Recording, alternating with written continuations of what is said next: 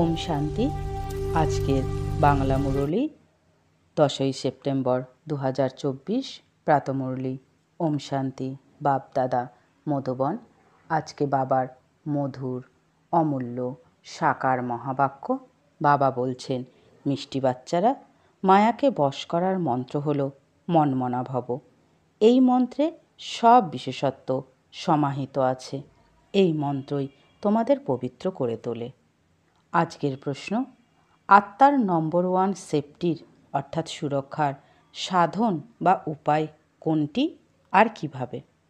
উত্তরে বাবা বলছেন, স্মরণের যাত্রাই হলো সেফটির নম্বর 1 পদ্ধতি। কারণ এই স্মরণের দ্বারাই তোমাদের ক্যারেক্টার শুদ্ধ হতে থাকে। তোমরা মায়ার উপরে বিজয় প্রাপ্ত করো। স্মরণের দ্বারা পতিত কর্মেন্দ্রিয় শান্ত হয়ে যায়। স্মরণের দ্বারাই শক্তি আসে। জ্ঞানের তলোয়ারে যোগের ধার চাই। স্মরণের দ্বারাই মধুর শতপ্রধান হবে। কাউকেই নিরাশ করবে না। সেই জন্য স্মরণের যাত্রাতে দুর্বল হতে নেই। নিজেকে নিজে জিজ্ঞাসা করতে হবে, আমি কতটা স্মরণে থাকি। ওম শান্তি।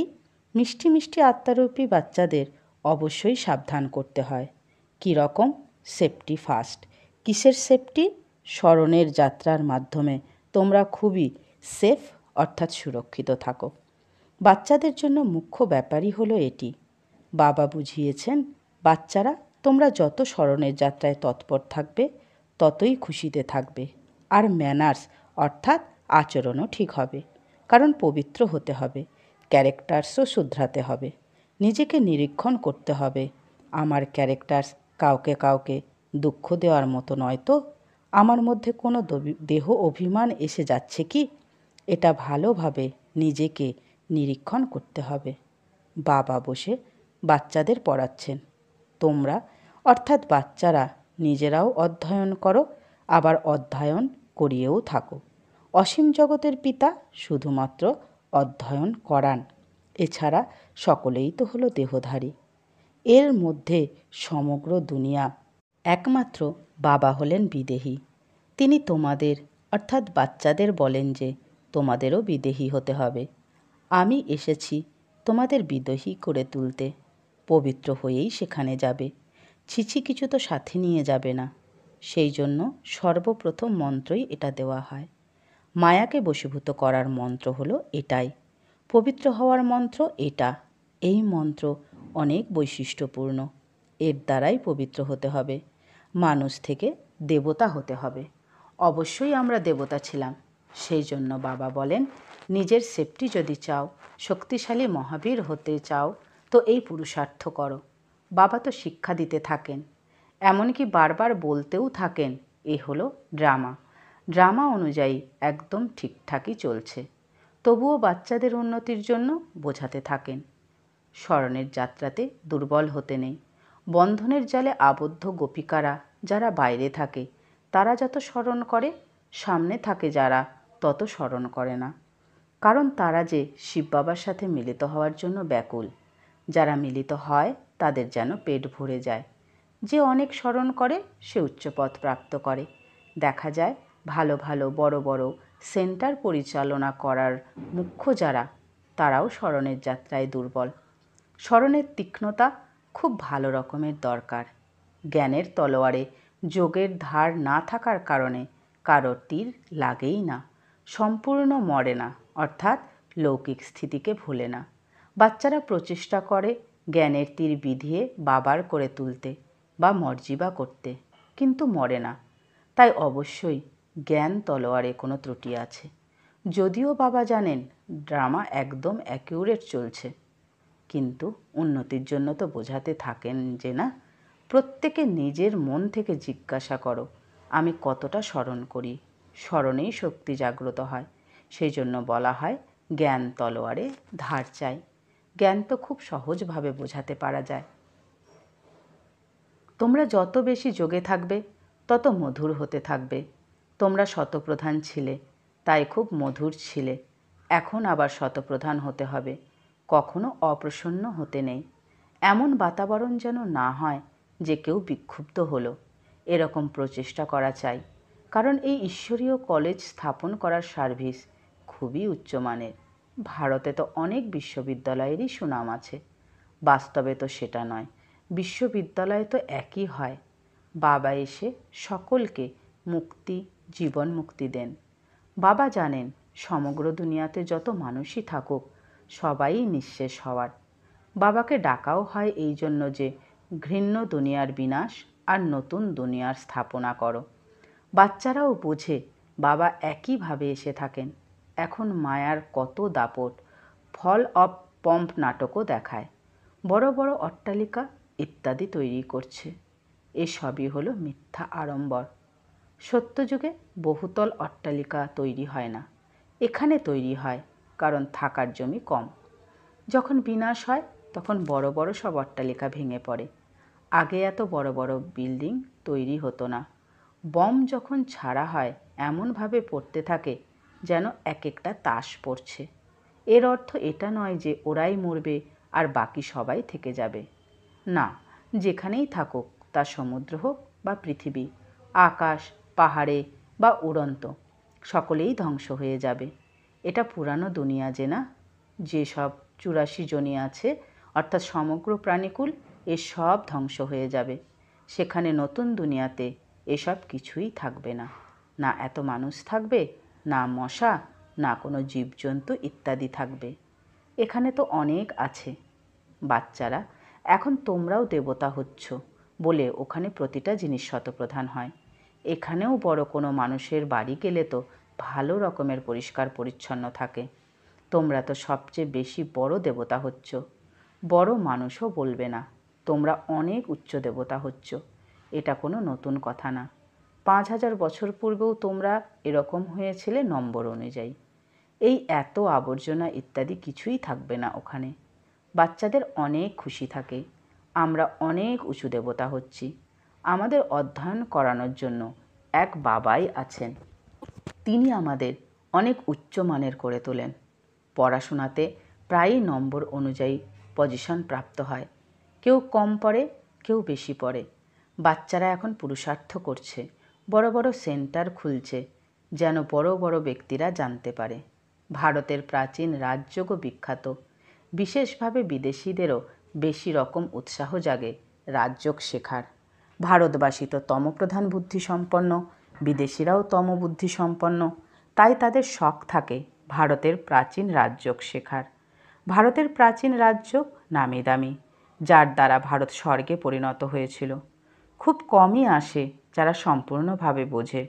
স্বর্গ, হেভেন পাস হয়ে গেছে, তাই অবশ্যই আবার হবে। হেভেন বা প্যারাডাইস হলো সবচেয়ে ওয়ান্ডার অফ ওয়ার্ল্ড, অর্থাৎ বিশ্বের বিস্ময়। স্বর্গের কত মহিমা। স্বর্গ আর নরক, শিবালয় আর বেশ্যালয়। এখন বাচ্চাদের নম্বর অনুযায়ী স্মরণে আছে যে আমাদের শিবালয়ে যেতে হবে। ওখানে যেতে গেলে শিব বাবাকে স্মরণ করতে হবে। উনি হলেন সকলকে নিয়ে যাওয়ার পান্ডা। ভক্তিকে বলা হয় রাত, জ্ঞানকে বলা হয় দিন। এটা হলো অসীম জগতের কথা। নতুন আর পুরানো জিনিসে পার্থক্য থাকে। এখন বাচ্চাদের অন্তরে জাগে এত উচ্চতম থেকেও উচ্চ এই পঠন পাঠন। বড় বড় বাড়িতে যদি এই পঠন পাঠন করানো হয় তবে বড় বড় ব্যক্তিরা আসবে। এক একজনকে বোঝাতে হবে বসে। বাস্তবে অধ্যয়ন বা শিক্ষার জন্য উত্তম স্থান হল নিরিবিলি স্থান। ব্রহ্মজ্ঞানীদের আশ্রমও দূরে দূরে হয় আর নিচেই থাকে, এত উপরে বহুতলে থাকে না। এখন তো তমপ্রধান হওয়াতে শহরের ভিতরে ঢুকে পড়েছে। সেই শক্তি শেষ হয়ে গেছে। এই সময় সকলের ব্যাটারি শেষ। এখন ব্যাটারিকে কিভাবে ভর্তি করতে হবে, এই বাবা ব্যতীত আর কেউই চার্জ করতে পারে না। ব্যাটারি চার্জ হলেই বাচ্চাদের মধ্যে শক্তি আসে। এর জন্য মুখ্য হলো স্মরণ। এতেই মায়ার বিঘ্ন ঘটে। কেউ সার্জেনের সামনে সত্যি বলে, কেউ লুকিয়ে নেয়। ভিতরে যে ত্রুটি আছে সেটা তো বাবাকে বলতে হবে। এই জন্মে যে পাপ করে ফেলেছ সেটা অবিনাশী সার্জেনের কাছে বর্ণনা করতে হবে। তা না হলে মনের ভেতরে ক্ষত হতে থাকবে। শোনালে পরে তখন ক্ষত থাকবে না, ভিতরে রেখে দেওয়া সেটাও ক্ষতিকারক। যারা সত্যিকারের বাচ্চা হয় তারা সব বাবাকে বলে দেয়, এই জন্মে এই এই পাপ করেছি। প্রত্যেক দিন বাবা জোর দিতে থাকেন, এটা আমাদের অন্তিম জন্ম। তমপ্রধান হওয়াতে অবশ্যই পাপ হয়ে থাকে যে। বাবা বলেন, আমি অনেক জন্মের শেষে যে নম্বর 1 পতিত হয়েছে তার মধ্যেই প্রবেশ করি, কারণ ওনাকেই আবার নম্বর 1 যেতে হবে। খুব পরিশ্রম করতে হয়। এই জন্মে পাপ তো হয়েছে, তাই না? কেউ জানতেই পারে না যে আমরা এটা কি করছি। সত্যি বলে না, কেউ কেউ সত্যি বলে দেয়। বাবা বুঝিয়েছেন, বাচ্চারা, তোমাদের কর্মেন্দ্রিয় তখনই শান্ত হবে যখন কর্মাতীত অবস্থা তৈরি হয়। যেমন মানুষ বুড়ো হয়ে গেলে তখন কর্মেন্দ্রিয় অটোমেটিক্যালি শান্ত হয়ে যায়। এতে তো ছোটোবেলাতেই সব শান্ত হয়ে যাওয়া চাই।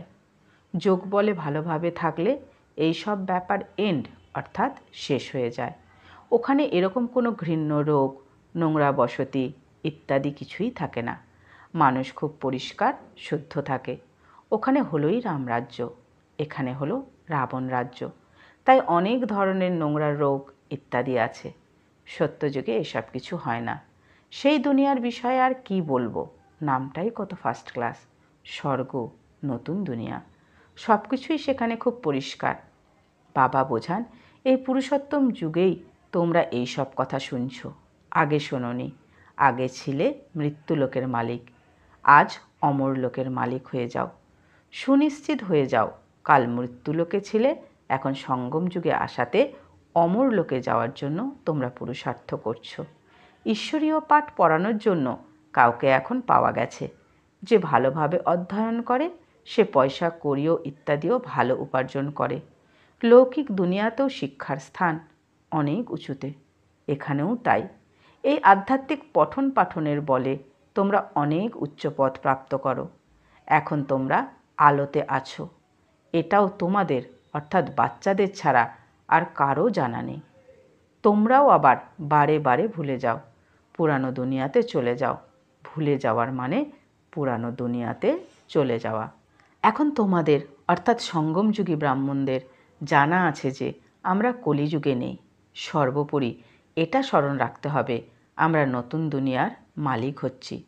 বাবা আমাদের পড়াচ্ছেনই নতুন দুনিয়াতে যাওয়ার জন্য। এটা হলো শুদ্ধ অহংকার, সেটা হলো অশুদ্ধ অহংকার। তোমাদের অর্থাৎ বাচ্চাদের তো কখনো অশুদ্ধ ভাবনাও আসা উচিত নয়।